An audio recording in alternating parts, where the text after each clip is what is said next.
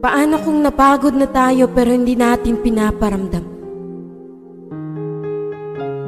Paano kung gusto mo nang sumuko pero ang tanging pinapakita mo lang ay ang paglaban? Sa buhay, hindi natin kailangan ipakita na palagi tayong malakas, masaya. Minsan, kailangan din natin ipahinga.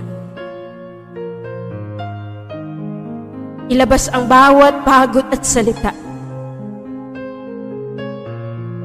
Maraming hindi nakakaintindi. Pero ito, andito tayo sa realidad na kung saan tinatago natin ang sakit na nararamdaman.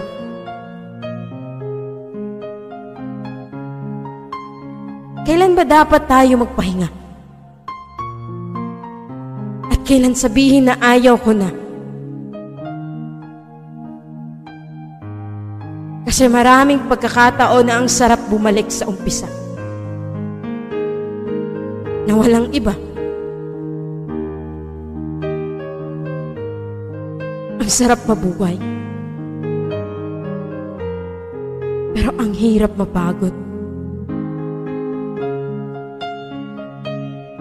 Sa mundong ito, hindi natin kailangan ipakita na masaya pa tayo. Kasi may mga oras na halos tayo ay sukong-suko na. May mga panahong ayaw mo na, pero pilit mong iniiwasan. Kasi ikaw lang ang mag-isa. Mag-isang dinadala ang sakit na dadarama. Alam mo yung pakiramdam na walang-wala ka na. Wala ka nang masabi. Dahil pagod ka na sa paulit-ulit na sakit.